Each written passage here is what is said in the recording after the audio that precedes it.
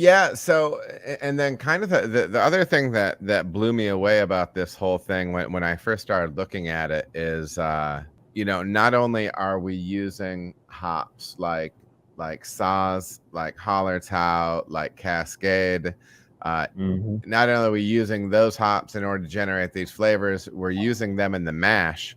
And kind of the crazy thing is it's almost like the whole process has been flipped on its head, because it used to be that you would try to be stacking up all of your hops later and later in the process when you're trying Right. to make these hop bombs.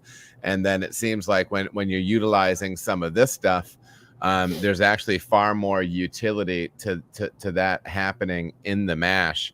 Have you been doing mash hopping with the beers that you've been making? Oh yeah. Oh yeah. Pretty much any beer that we use a thiolized strain on now, we're gonna throw some hops in the mash. And actually, the last experiment we just did was all mash hop. So we took the same concept, used a single malt, and then a single hop in the mash. With this time, we intentionally use Cosmic Punch because it is a part of that summer seasonal that we do, and we Yep. just wanted to see what, so if we could, I don't know, what if anything we could try to make that beer better. So yeah, we did single hop, single malt with Cosmic Punch. Pretty much all the bitterness came from mash hop. There was maybe a touch at 90 minutes or whatever, but we tried the 4 hops that Omega has kind of been preaching from day one. Which one did I miss? Because I mentioned the Saaz, Middle Fruit, and Cascade. There's another one. Calypso. Yeah.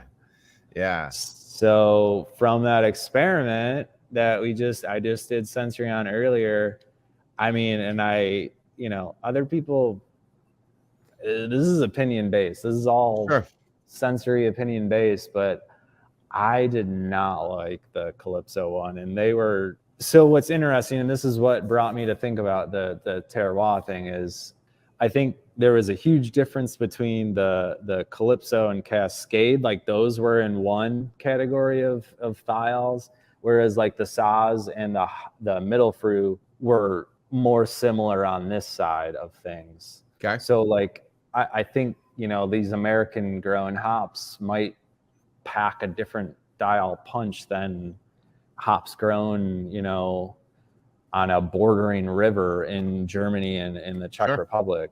It was really interesting to do that, and they were quite different. So like what kind of rates are you using when you're mash hopping? Have you gone to like some of the higher ends of the spectrum with what they recommend? What's the higher spectrum? That's a good question. I was just thinking that. I was hoping you had it on the top. We can pop up numbers on it, but I do believe that people are doing at least 2 pounds per barrel in the mash. 2 pounds per barrel.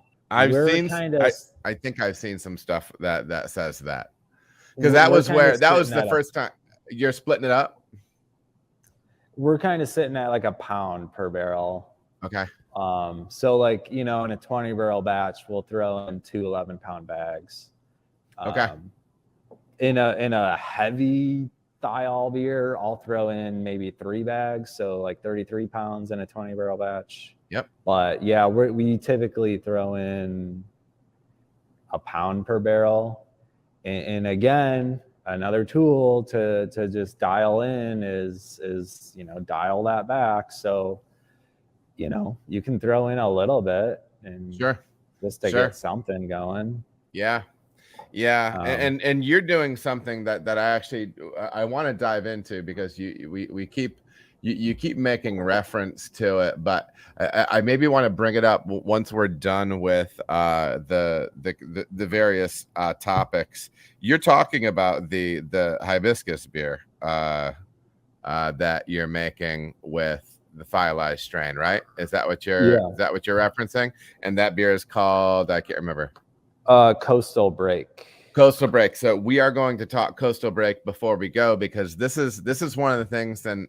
And you started doing something that where my mind went with strains like this. But anyways, it's on my handy dandy notepad, so we won't forget that. But so yeah, the mash hopping thing is interesting. And then they also mentioned, some people were saying that potentially saws, when they were using saws, that they were getting a little bit too much. Like, I'm trying to remember, like they're saying maybe a little later, like the beers that they felt that were mashed up with saws were maybe had like a harsher edge to them. And maybe I'm not remembering it correctly, but they were attributing something a little bit negative to that. Have you found anything negative with using saws as your mash hop?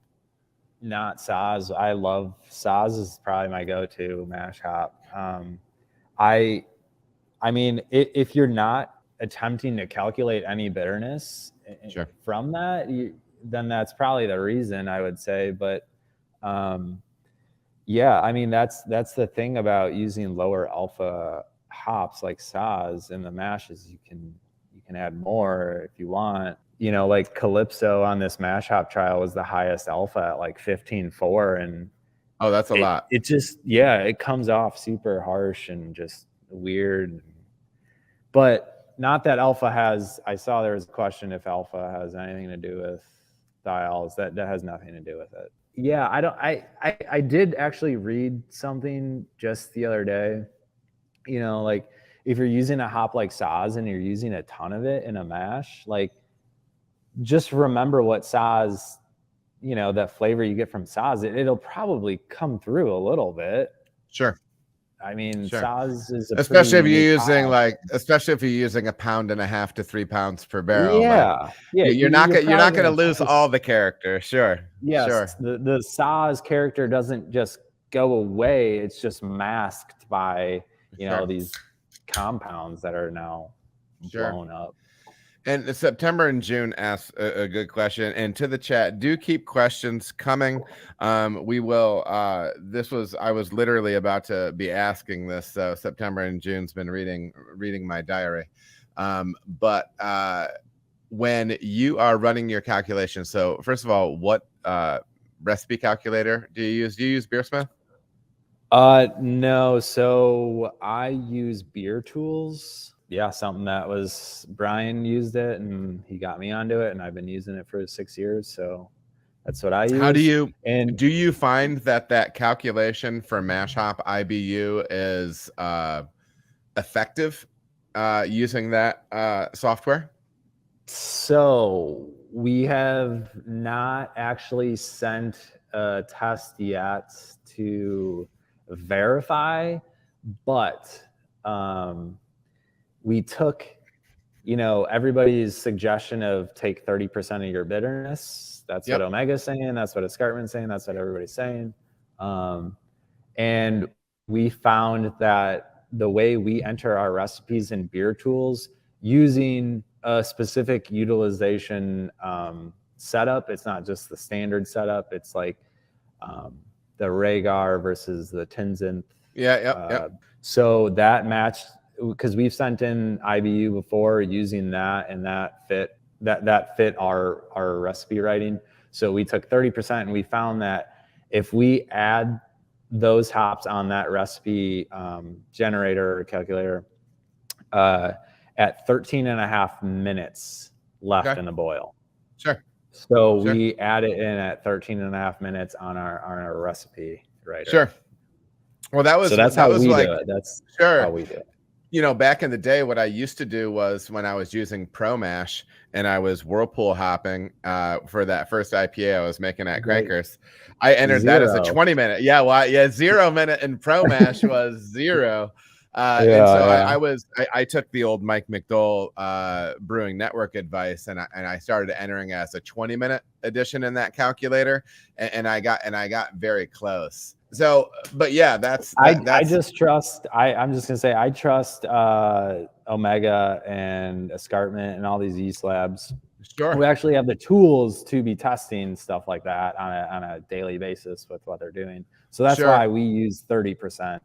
Well, and you know, the other thing is this. I mean, I don't even like think about IBU. Like what I'll do is, well, like hard numbers, right? So like you have to have somewhere to start with, right? The first time you're going to do something like this.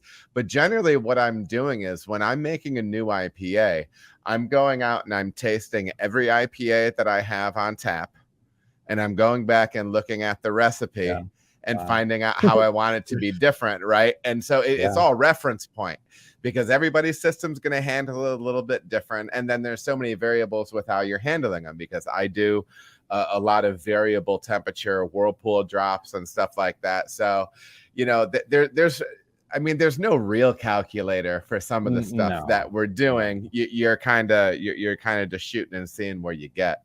But no, that makes a lot of sense.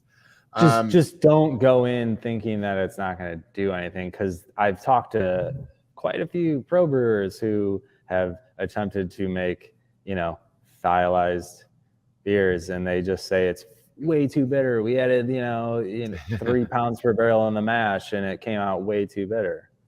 Sure. Did you include that? No. Yeah.